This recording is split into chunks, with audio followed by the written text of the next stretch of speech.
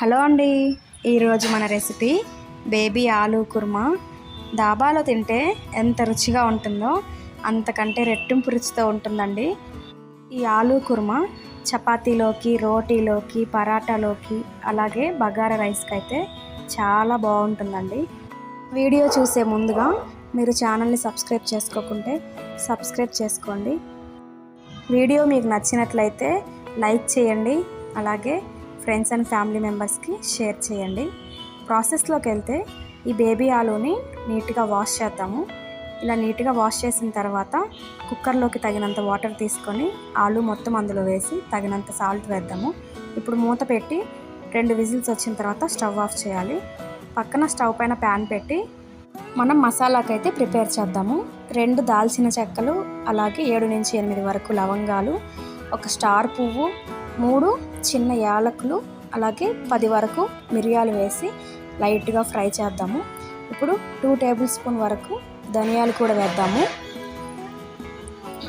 ఇలా వీటిని లైట్గా ఫ్రై చేసుకున్న తర్వాత బాదం పప్పు 6 నుంచి 7 వరకు అయితే ఆ బాదం పప్పులు కూడా వేసి ఇలా ఫ్రై చేసుకొని, నువ్వులు ఉంటే నువ్వులు వేయండి, లేదా గసగసాలున్న నువ్వుల్ని స్కిప్ చేసేసి గసగసాలైనా వేయచ్చు.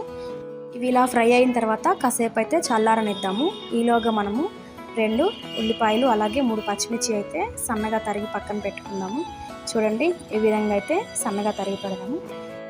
ఇప్పుడు మనము వేయించుకున్న వాటిని మెత్తగా మసాలా లాగైతే మిక్సీ జార్లో పట్టేద్దాము. చూడండి, ఈ విధంగా మెత్తగా పేస్ట్ లాగైతే పట్టేయాలి. ఇప్పుడు మన ఆలూ కూడా ఉడికిపోయింది. వీటికి పీల్ తీసేసి నీట్గా అయితే పక్కన పెట్టేద్దాము. ఎక్కువైతే ఉడకనియద్దు. ఇప్పుడు స్టవ్ పైన ప్యాన్ పెట్టి ఒక 4 నుంచి 5 టేబుల్ స్పూన్ వరకు ఆయిల్ వేద్దాము. ఈ ఆనియన్స్ అన్నీ అందులో వేసి గోల్డెన్ కలర్ వచ్చేంత వరకు అయితే బాగా ఫ్రై చేద్దాము. ఈ విధంగా లైట్గా గోల్డెన్ బ్రౌన్ కలర్ వచ్చే విధంగా అయితే ఫ్రై చేసుకుందాము. స్టవ్ని లో టు మీడియం ఫ్లేమ్లో అడ్జస్ట్ చేసుకుంటూ ఫ్రై చేయాలి. ఆనియన్స్ ఇలా ఫ్రై అయిన తర్వాత మనం ముందుగా ఉడికించిన ఆలూ ఉంది కదా, అది కూడా అందులోనే వేసి ఒక 10 నిమిషాల వరకు అయితే బాగా ఫ్రై చేసుకుందాము. స్టవ్ని లో ఫ్లేమ్లో ఉంచి ఇలా మిక్స్ చేసి ఒక 10 నిమిషాల పాటు అయితే మూత పెట్టేసి బాగా మగ్గనిద్దాము. ఇప్పుడు ఒక వెడల్పాటి బౌల్ తీసుకొని అందులో 1 కప్పు వరకు అయితే పెరుగు వేద్దాము. అలాగే కొత్తిమీర, పుదీనా వేసి మనం కట్ చేసి పెట్టుకున్న పచ్చిమిర్చిని, అలాగే 1/2 టేబుల్ స్పూన్ పసుపు, 1 టేబుల్ స్పూన్ కారం, రుచికి సరిపడా సాల్ట్ వేసి మనం మిక్సీకి పట్టి పెట్టుకున్న మసాలా పేస్ట్ని అందులో వేసి విస్కర్ తీసుకొని బాగా మిక్స్ చేయండి. ఈ విధంగా మిక్స్ చేయడం వల్ల పెరుగు కూడా స్మూత్గా మసాలా పేస్ట్ లాగా అయితే అయిపోతుంది. చూడండి, ఈ విధంగా అయితే బాగా ఒక 2 నిమిషాల పాటు మిక్స్ చేసుకోవాలి.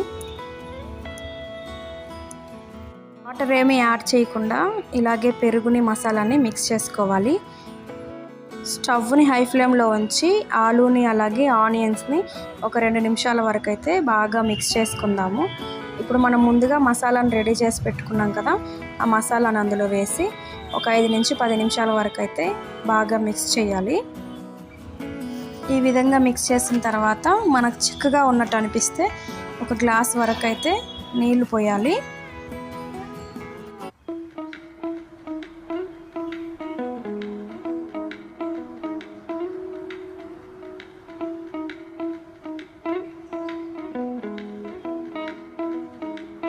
ఒక 10 నిమిషాల పాటు మూత పెట్టేసి ఉడికించుకుందాము. ఇప్పుడు స్టవ్ ఆఫ్ చేయండి. అంతేనండి, మన దాబా స్టైల్ ఆలూ కర్రీ అయితే రెడీ అయిపోయింది.